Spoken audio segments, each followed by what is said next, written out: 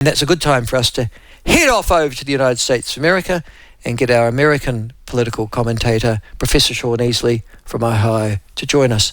Shawn, welcome to the show. Lovely to have you on again. You had to put up with Hugh for a while, did you? Oh, he wasn't so bad. Oh, he can get on your get on your nerves, can't he?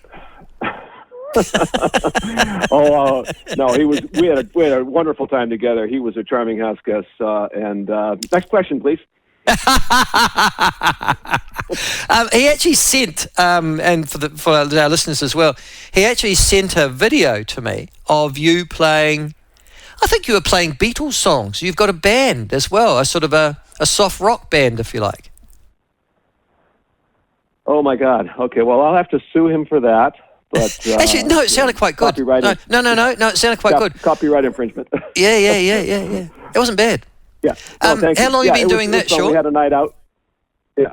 Oh, all my life, honestly. I started playing guitar when I was about 15, and I've been in bands with my brothers and my friends all my life. And this recent group is a lot of fun because we play just material that we enjoy for kind of a generation of people that have come back out to bars and live music scene that kind of were busy, with other parts of their life for a while. So most of our gigs are what we call geezer gigs, which are, directed for people about our age, and they're usually earlier in the evening. And so we've been having a lot of fun with that. I'm glad that Hugh could make it out to one of our gigs. It was a lot of fun. No. I saw you. You're very talented, and your band sounded good. It sounded like you were playing. I think it was a Beatles song from memory. Is the Beatles your particular oeuvre? Of course, I've loved the Beatles, but I certainly. I wouldn't call them my favorite. I think we were playing Here Comes the Sun, and it was only because the rain had been threatening all afternoon, so we thought that was the appropriate time and place to play that tune. But sure, they're great. Everybody plays the Beatles. What can you say? Pure genius of John and Paul. Yeah, it's remarkable how even my generation, I've got teenage girls, have embraced the Beatles and those sorts of... God, they're listening to America and sort of soft rock from the early 70s at the moment, and that's going down very big in New Zealand. It's funny how they've sort of rejected their own music and come back and listened to what their mums and dads, their grandparents listened to. Thank goodness. Yeah, that's right. Yeah, God, it's a lot to reject, isn't it? I have to say. Listen, mate, going back to the presidential elections, since the last time I talked to you, there has been a change, obviously, in the leadership, in the candidacy for the Democrats. And I think I had a bet with you and said Donald Trump will win the election. Well, he was going to beat Joe Biden. I wouldn't have a bet with you now. I think Kamala Harris is clearly going to win the election in November.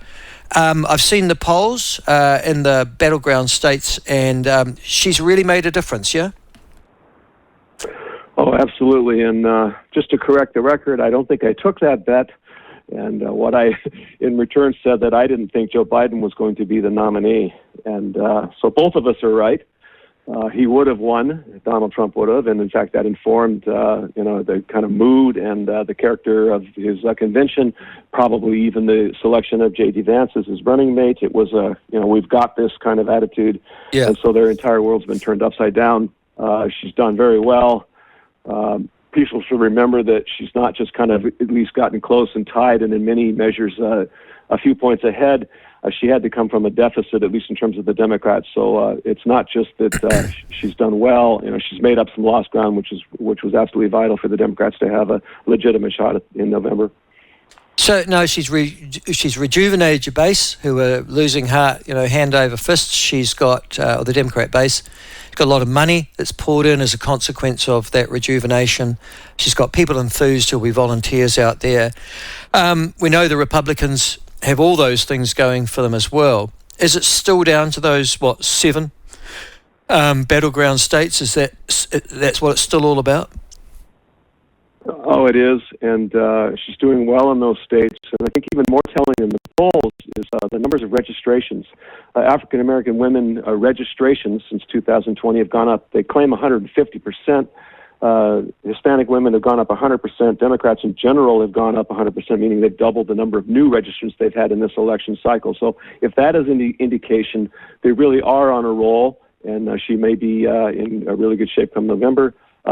She's back in, of course, in the hunt for those 7 states. It was reduced down to 3. Now it's back up to 7 potentially in play. So I think that the Democrats, couldn't possibly be happier with the way things are trending right now. And conversely, of course, the Republicans couldn't be more upset. Okay, so let's go through those 7 battleground states again. She only needs to win 3, is it? Of those, I think it's Pennsylvania. Is it yours is one, I think, isn't it? Arizona, and she's the president. Is that right? No, close. She needs to win Wisconsin, Michigan, and Pennsylvania, and that only gets her to 270. She still needs a singular vote, which they're hoping to gain from the divided vote in both Maine and Nebraska, where they do it according to congressional district instead of winner takes all for those states. So that would give her the 270. Well, she needs 270. I think they came up with something like 271 would, which actually is not right. 270 is the majority. But I believe it's those 3 states. It's Wisconsin, Michigan, and Pennsylvania, and that is assuming she loses everything else except for the traditional blue states that they're already putting in the blue column. And our state used to be one of those, but it no longer is. It's now considered solidly red. Okay, so you're going Democrat in Ohio. Okay, Florida is still we're going Republican in Ohio. Oh, sorry, you're going Republican in Ohio. Oh, really?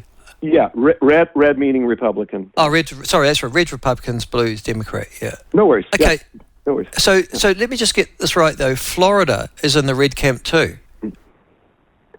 Correct. How did that happen? Because it used to be a battleground state. Yeah, so did we.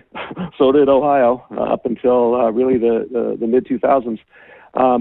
Till Trump literally won in 2016. Again, who knows exactly what happened in Florida? There's a concentration of elderly people because it is a retirement spot, a destination. That's one explanation. Successive Republican governors have done well. Perhaps the policies are particularly favorable to people in the higher end of the income bracket, especially income tax in particular. So there could be several leading indicators that have kind of drawn Florida. The other one is, they've passed an initiative in Florida to allow former felons, people incarcerated, to vote. It passed overwhelmingly by the Floridian electorate, but then it got mired in tedious legislation that essentially made it unworkable and basically stopped it. So there's a belief somehow that if that were allowed to go through as the electorate had intended its preference, that perhaps that could accrue to Democratic gains as well. But I don't know how true that is. You've got that many criminals in Florida that they could change an election? Are you joking? Yeah, I'm not supporting that as an explanation. I'm saying it's one of the ones that's floated out there, because it really is quite a dubious distinction, isn't it? It sure is. Oh gosh, the criminals put me into the White House. That's fantastic. Listen, just going back on that though, it seems odd to us from afar. It doesn't seem odd to us that she's not charismatic, is she, Kamala Harris? She's just not Joe Biden, is she? The next thing I want to ask, though, is she was the vice president all throughout Biden's presidency, obviously. She stumbled dreadfully, I'd have to say, on the border issues, initially in this particular term.